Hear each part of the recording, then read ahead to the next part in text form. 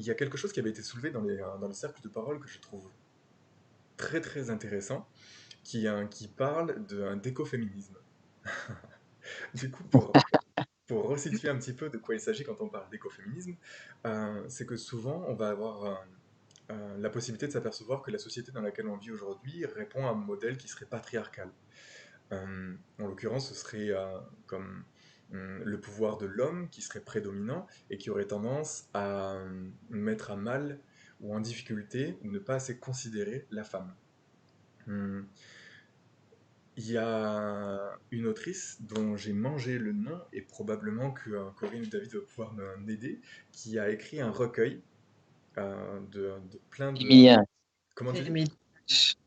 Émilie H, ouais. Ok, Emily H. Dans une intervention qu'elle avait fait dans une vidéo, j'ai trouvé super chouette d'entendre son propos parce qu'elle expliquait qu'en final, c'est peut-être pas un problème d'hommes envers les femmes, mais que ce serait peut-être plus une problématique d'une euh, énergie qui serait plus yang, qui serait plus du registre du masculin, à différencier de l'homme, euh, qui aurait tendance à prendre le pas sur une énergie qui serait plus yin, plus féminine. Du coup, qu'est-ce que c'est que l'énergie yang? Qu'est-ce que c'est que l'énergie yin? Qu'est-ce que c'est que l'énergie masculine et féminine? L'énergie masculine, ça serait comme l'impulsion à faire des choses, être dans l'action.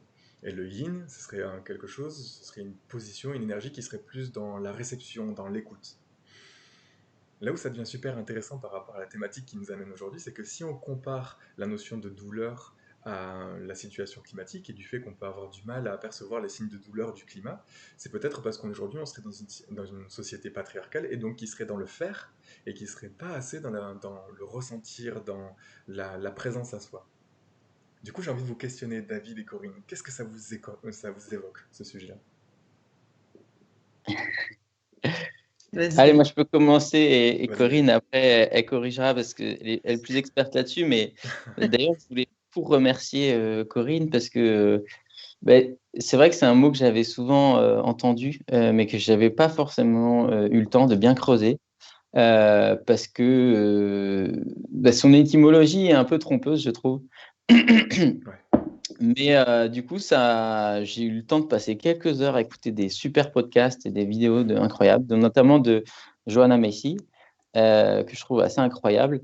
Et c'est vrai que moi, ce que je retiens du message qu'elle véhicule aussi à travers en fait l'écoféminisme, en fait, c'est que ce qu'on a perdu dans nos sociétés humaines, c'est la notion d'interdépendance qu'on a entre nous tous, Mm. hommes, femmes, enfants, n'importe quoi, animaux en fait.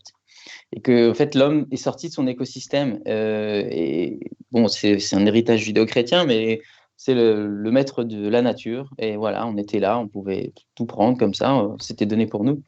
Et je pense que ça, c'est effectivement quelque chose qui a conditionné beaucoup de choses derrière. Et je trouve sa notion qu'elle avait de dire, faut revenir en fait à l'essentiel et comprendre que dans la nature, en fait, tout est interdépendant. On fait partie de la nature. En fait, on doit recomprendre et redécouvrir cette interdépendance. Et ça fait aussi beaucoup écho, je trouve, à des bouquins comme Pablo Servigne, L'entraide, l'autre loi de la jungle. Donc c'est un message qui a été beaucoup repris et remis au goût du jour. Et je pense qu'aujourd'hui, enfin moi je le vois au jour le jour, parce que c'est ce qu'on fait tous les jours, mais je me rends compte que c'est ça dans ce mouvement que moi j'ai trouvé qui a fait écho. Et je me suis dit, ouais, en fait, il y a enfin, une dénonciation de choses, d'abus et de choses incroyables en fait qu'on a perpétuées pendant des siècles et des siècles et des siècles, mais qu'au final derrière, pour moi, le message que je garde, c'est ça, c'est cette notion d'interdépendance, quoi. Mm. Carrément. Mm.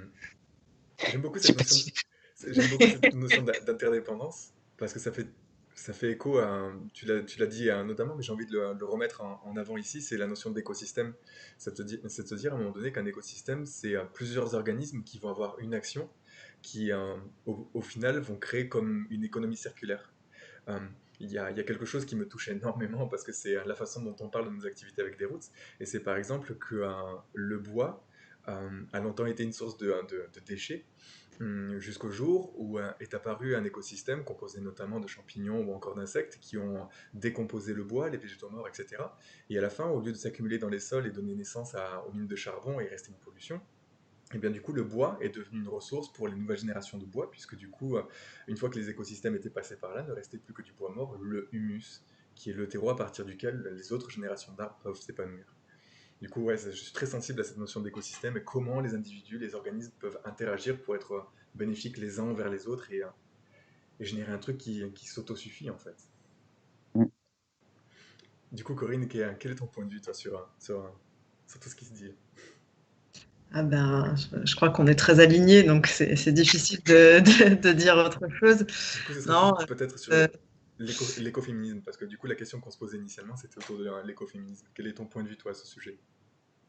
ben, moi, c'est un sujet que je ne connais pas depuis si longtemps que ça non plus. C'est le collectif Edeni qui me l'a fait découvrir. Euh, Enfin, après, c'est simplement un mot pour dire des choses, entre guillemets, dont on avait plus ou moins déjà conscience. Le fait qu'il y a une exploitation de la moitié des humains et une exploitation de la planète d'une certaine façon pour des raisons aujourd'hui qui sont peut-être à remettre en question, effectivement. Tu parles d'économie, du coup ça fait écho parce que là on est sur une économie qui est relativement linéaire aujourd'hui en majorité. Et effectivement, c'est là où il faudrait faire appel à peut-être plus de biomimétisme, pas pour faire de la haute technologie, mais pour copier ce que fait la nature. Donc elle récupère ses déchets, comme tu dis, et elle les remet dans la boucle. Et on peut exactement faire la même chose avec nous. Hein. Je sais que c'est un lien que tu aimes beaucoup faire, et je suis assez d'accord. C'est nos expériences, nos, nos douleurs qui font que derrière on renaît tel des déchets, mais magnifiques. Et on renaît et on fait de très belles choses. Et moi, ça fait beaucoup écho avec tout ce qui se passe en ce moment. J'ai beaucoup d'anciens collègues et d'anciens amis avec qui, effectivement, j'ai pas forcément gardé toujours les liens, qui me recontactent aujourd'hui parce qu'ils sont surpris, étonnés, mais dans le bon sens du terme. Donc, tiens, ce que tu fais, c'est intéressant, etc. Moi aussi, je pense à me reconvertir, etc. Et il y a vraiment une crise de sens en fait. Et c'est un peu comme si justement à l'âge préhistorique entre guillemets, on avait nos objectifs qui étaient assez clairs. C'était voilà, on devait survivre globalement et on était forcément proche de la nature. Il y avait un respect de la nature puisqu'on n'était clairement pas en haut de la pyramide, hein, pyramide qui n'existe pas d'ailleurs. Hein. On est plutôt sur des cercles écosystémiques au niveau des chaînes alimentaires. Et là, c'est peut-être David qui va me dire si je me trompe. Ça va, c'est bon. Ouais. Et, et en fait, au bout d'un moment est arrivée la science, et la science nous a dit, en fait, on est là, il n'y a pas vraiment de raison, et voilà quoi. Et ça a fait un peu comme un vide, j'ai l'impression, au niveau de nous, Homo sapiens, c'est quoi notre sens? Et donc il y a eu cette espèce de recherche avec le capitalisme du toujours plus, de consommation, de richesse matérielle. Et en fait, on s'est très éloigné de ce qui nous rapproche de la nature, et ça fait vraiment lien avec. Enfin, c'est aussi ce que fait l'écoféminisme en fait, qui est né du coup à l'époque où il y a eu toutes ces guerres un peu à la guerre froide, donc où il y avait eu beaucoup de. Enfin, il y a toujours d'ailleurs beaucoup de comment on va dire de controverses autour du nucléaire. Et en fait, c'est né de là. Et aujourd'hui, c'est un peu la même chose, c'est-à-dire qu'il y a ce côté contre nature qui ressort, et en plus, on a une perte de sens parce que les gens, ils se retrouvent là dans leur boîte. Il y a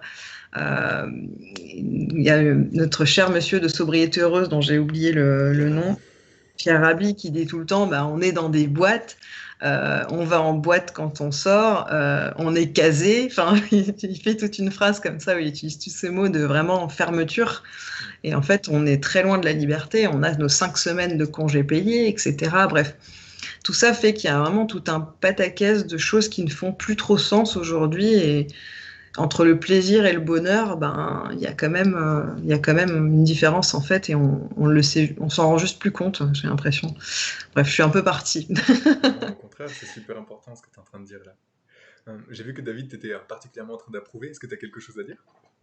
Ouais, ben non, mais enfin, je rejoins complètement ça parce que pour moi, cette quête de sens, en fait, elle est essentielle et elle touche à un aspect essentiellement humain qui est la spiritualité. Et ça rejoint exactement ça, en fait. Ce qui fait qu'on n'est pas des animaux ordinaires, c'est que justement, on a toujours cette question qui revient tout le temps, c'est qu'est-ce qu'on fait, qu'est-ce qui se passe, où est-ce que je vais, etc. On est toujours dans ces questionnements-là. Et donc, si on n'a pas trouvé de sens réellement à ce qu'on fait, et bah, tu as raison, on n'est pas dans le bonheur, on est dans le plaisir, c'est tout. Et le capitalisme nous a apporté beaucoup de plaisir, c'est sûr, mais si on observe nos sociétés aujourd'hui, surtout les sociétés occidentales, eh bien, en fait, on produit beaucoup de déchets, mais le premier déchet qu'on produit, c'est des humains. On casse des humains. Et aujourd'hui, on a du chômage, plein de trucs, machin, etc. Et en fait, on se rend compte que mais les gens, ce qu'ils veulent, c'est pas un travail. Ce qu'ils veulent, c'est une activité qui leur donne du sens. Et je pense que si demain, par exemple, on veut s'en sortir dans notre crise aujourd'hui existentielle en tant que société, c'est ça. C'est que ce qu'il faut donner aux gens, c'est du sens. C'est leur donner une activité où ils se disent, bah, tous les matins quand ils se lèvent, ils savent pourquoi ils vont là et ils font ce qu'ils font, parce que ça leur plaît, plus ou moins, mais en tout cas, ils savent que ça leur apporte quelque chose et une valeur. Ils ont l'impression de servir et d'être utile, en fait. Et ça, je pense que ça change tout. Je pense que quand on commence à regarder les choses sous ce prisme-là, on arrive un peu à se déconnecter de toutes ces peurs qu'on a par rapport à l'argent, à le confort, etc., dans lequel on vit et dans lequel on nous a fait baigner tout le temps, en fait. On se rend compte que finalement, bah, ok, c'est important. C'est les pyramides de Maslow, là, c'est normal.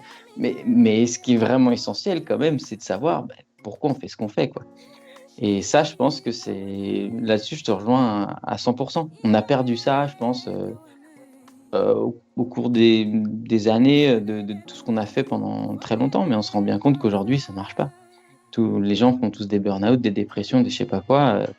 C'est un signe.